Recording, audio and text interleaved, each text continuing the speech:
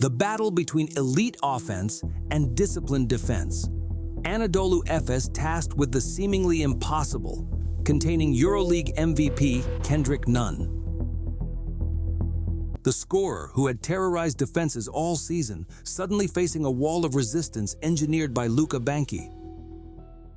Let's break down the strategic approach Banki and Anadolu Efes implemented against Nunn. The defensive principles, the coverage adjustments, and the moment-by-moment execution that disrupted one of Europe's most lethal offensive weapons. And critically, we'll examine what adjustments Nunn needs to make to counter this defensive scheme in next playoff games. Let's dive into the breakdown. Check these fast breaks when Nunn enters the paint. The defense immediately squeezes the lane, builds a wall of defenders, and forces Nunn to navigate through multiple bodies. Instead of finding open lanes like he's accustomed to, Nunn repeatedly encounters a defensive wall that disrupts his rhythm and forces either difficult shots or kick-out passes. Banki wants to force Nunn right consistently.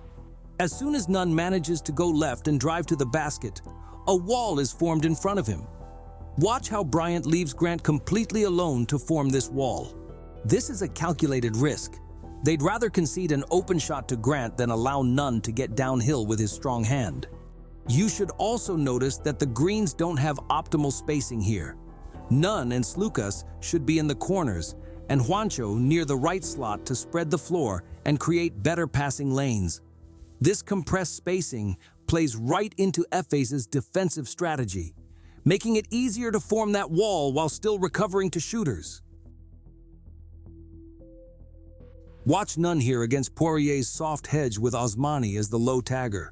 Nunn attacks right downhill, but settles for a subpar finish, uncharacteristic for a player of his caliber. Again, here they force him right against aggressive drop coverage, resulting in a bad pass.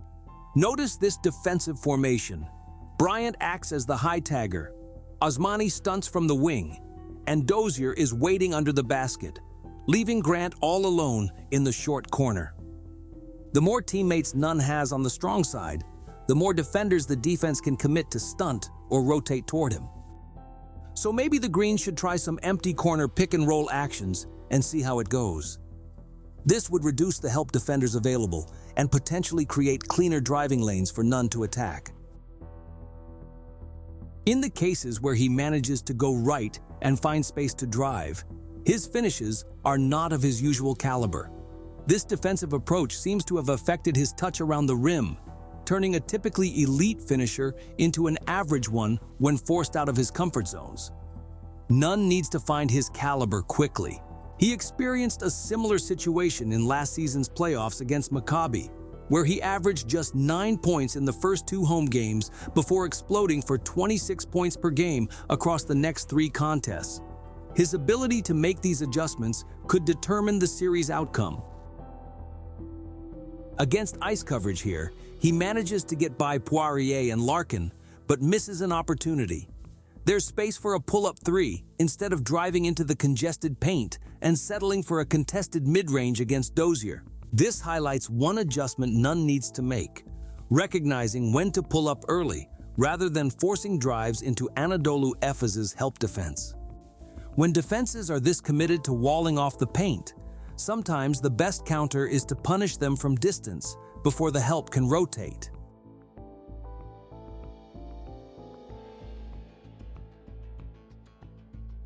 In this instance, Nunn attacks off the Spain pick and roll, but hesitates to finish the left drive and makes a bad pass. This momentary indecision allows the defense to recover and disrupt the play, highlighting how even small lapses in aggressiveness can be costly against a well-coordinated defensive scheme.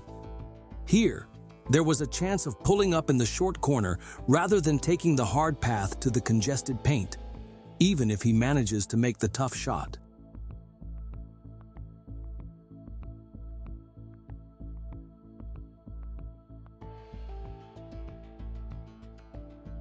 Here he spends precious seconds when there was a clear chance to attack Willis downhill when the second line of defense wasn't set up at all.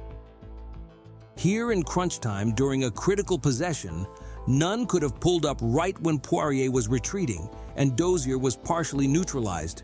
Instead, he retreated and settled for a contested shot against Larkin, who switched onto him. In this exact situation, he could have passed to Slukas on the wing where Grant was blocking Thompson with a lock screen. These split-second decisions in high-leverage moments often determine game outcomes, especially against defenses executing at this level. Here again, Nunn is forced right into an overloaded side with poor spacing. Not sure what Juancho and Grant are doing there, with Grant seemingly questioning Juancho's positioning. Nevertheless, Nunn over-dribbled on this possession and ended up taking a contested shot against Bryant. Let's now look at some possessions where Nunn successfully countered Efes' defensive strategy. Here, Nunn effectively breaks Larkin's ball denial, gets the ball, goes right, and passes to the pop option. That's a good action, using the defensive pressure against itself. Watch here a proper Kendrick Nunn execution. He gets the late clock switch at the end of the quarter, goes right downhill, and finishes smoothly. This possession demonstrates that even with Efes' focused defensive strategy, Nunn still has the ability to execute when he makes decisive moves. Here, Nunn reads Oturu's aggressive coverage and rejects the screen, neutralizing both defenders at once. He attacks the open gap immediately. Juancho positions himself perfectly off ball, catches the pass, and finishes with the dunk. Here again, Nunn is forced right, but retreats, comes off Gabriel's solid screen that sends him to the left, while Poirier is positioned on the opposite side to contain the right drive. Nunn recognizes this coverage imbalance and immediately pulls up for the jumper.